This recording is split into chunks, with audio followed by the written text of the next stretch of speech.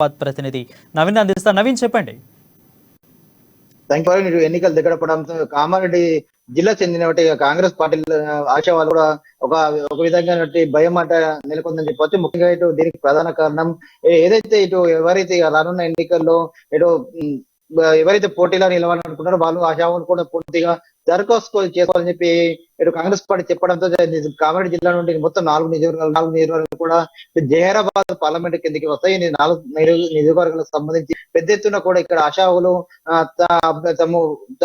దరఖాస్తు చేసుకున్నారు. మొత్తం కామారెడ్డి జిల్లాకు సంబంధించి 30 మంది కూడా అభ్యర్థులు దరఖాస్తు చేసుకున్నారు. అయితే ఇప్పుడు ప్రస్తుతానికి దీనికి సంబంధించిన బాలు శ్రీ కమిటీ చేతిలో ఉందని చెప్పవచ్చు. ఎందుకంటే ఇటు ఎవరైతే చూసుకున్నట్లయితే కామారెడ్డి జిల్లా నుండి అత్యధికంగా ఇటు బాన్స్వాడ నుండి 16 మంది అభ్యర్థులు నామినేట్ చేసుకోగా కామారెడ్డి నుండి కేవలం 2 మాత్రమే నామినేట్ చేసుకున్నారు. అయితే ఇందులో రెడ్డి నుండి 4, అలాగే జుక్కల నుండి 8 మంది కూడా నామినేషన్ దాఖలు ఇటు దరఖాస్తులు చేసుకున్నారు. అయితే ప్రధానంగా చూసుకున్నట్లయితే కామారెడ్డి నుండి ఇటు అధికార బీఆర్ఎస్ పార్టీ తరఫున ఇప్పటికీ సీఎం కేసీఆర్ బరిలో ఉంటానే ప్రకటించడంతో అక్కడ ఉన్నటువంటి సీనియర్ నాయకుడు అయినటువంటి మాజీ మంత్రి అయినటువంటి షబ్బీర్ అలీకి దరఖాస్తు చేసుకో మరో కార్యకర్త కూడా దరఖాస్తు చేస్తున్నారు. అయితే ఇప్పటికీ అధిష్టానం మాత్రం షబ్బీర్ అలీకి పేరు కన్ఫర్మ్ చేసినట్లుగా తెలుస్తుంది. అయితే అక్కడ పూర్తిగా క్లియర్ అయిపోయిందని చెప్పవచ్చు. ఇక మరో చూసుకున్నట్లయితే బాన్సవాడ నుండి 16 మంది కూడా అక్కడ దరఖాస్తు చేస్తున్నారు. ఇందులో అక్కడ కామారెడ్డి బాన్సవాడ నియోజకవర్గం సంబంధించిన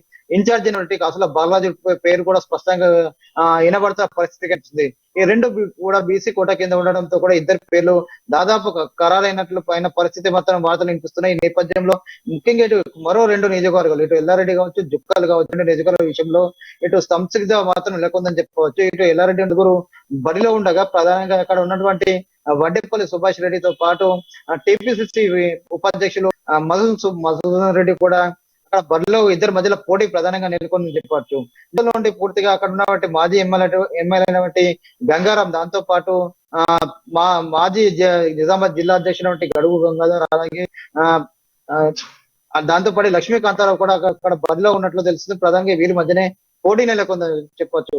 ఈ రెండు మొత్తం క్లియర్ అయినప్పటికీ కూడా ఈ రెండు మధ్యలోనే కాస్త పోటీ అని చెప్పవచ్చు. అయితే ప్రస్తుతానికి నామినేషన్ పర్వం ముగిసిన తర్వాత కూడా స్టీరింగ్ కమిటీ పూర్తిగా వీరి పేరు ఉన్నారు పోటీలో ఉన్నారు వారిని కూడా పూర్తిగా క్షుణ్ణంగా ఫలిస్తున్న పరిస్థితి కనిపిస్తుంది. ఇప్పటికే ఇటు కాంగ్రెస్ పార్టీ చెందినటువంటి నాయకులు కూడా ఒక సర్వే ఇచ్చారు. సర్వే ఆధారంగానే ఎవరైతే గెలుపు గుర్రాలనో, ఎవరైతే ప్రజల్లో ఎవరికి టికెట్ ఇస్తే గెలిచే అవకాశాలు ఉన్నాయి పూర్తిగా ఒక కొన్ని సర్వేలు నిర్వహించింది.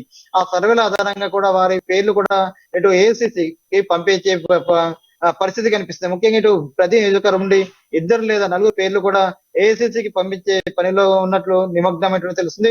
దీంతో కూడా ఉన్నటువంటి ఆశావాళ్ళు కూడా ఒక భయం నెలకొందని చెప్పవచ్చు. ఇప్పటికే ఇటు ఎవరైతే గాడ్ ఫాదర్ ఉన్నారో వారికి టచ్ లో ఉన్నట్లు తెలుస్తుంది. వారు సంప్రదించి వారి ద్వారా కూడా ఇటు అధిష్టానం వైపు కొన్ని విధాలుగా చర్యలు చెప్తున్నట్టు తెలుస్తుంది. తమకి ఖచ్చితంగా టికెట్ ఇవ్వాలనే విధంగా కూడా పావులు కదుపుతున్నట్లు కూడా ప్రస్తుతానికి వస్తున్న వార్తల ప్రకారం తెలుస్తుంది. మొత్తం మీద చూసుకున్నట్లే కామారెడ్డి జిల్లాలో మాత్రం 30 మంది ఎవరైతే బరిలో ఉన్నారో వారికి సంబంధించిన పూర్తిగా కూడా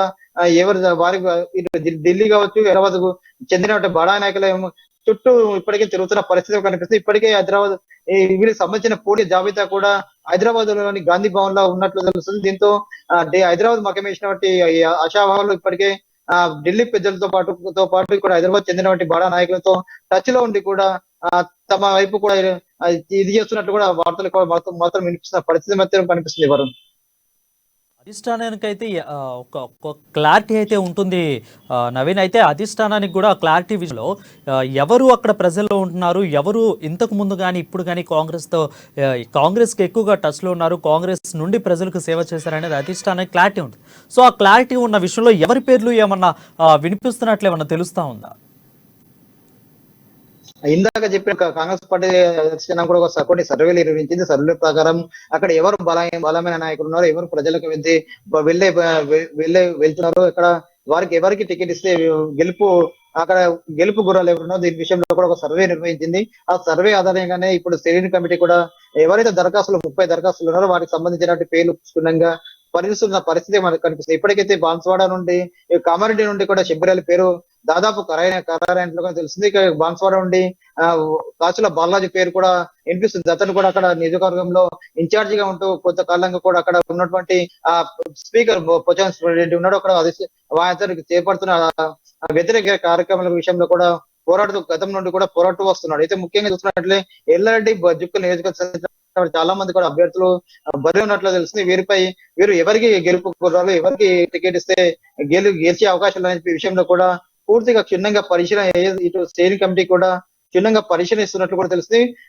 ముఖ్యంగా చూసినట్లయితే ప్రధానంగా ఇటు ఎల్లారెడ్డి చూసుకున్నట్లయితే ముఖ్యంగా ప్రధాన పేరు 2 పేర్లు మాత్రం స్పష్టంగా అనిపిస్తుంది. అక్కడ ఉన్నటువంటి వడ్డేపల్లి సుభాష్ రెడ్డితో పాటు టిపిసిసి ఉపాధ్యక్షుడు అయినటువంటి మదన్ మోహన్ కూడా పేరు వినిపిస్తుంది. దీంతో పాటు జుక్కల్ చెందినటువంటి లక్ష్మీకాంతారావు, గడుగు గంగాధర్, అలాగే గంగారం, ఈ ముగ్గురు పేర్లు స్పష్టంగా వినిపిస్తుంది.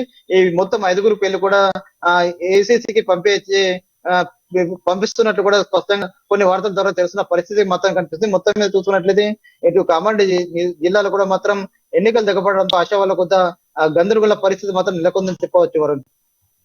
Right, thank you Naveen. అది కామారెడ్డి జిల్లాలో అయితే కాంగ్రెస్లో టికెట్ల టెన్షన్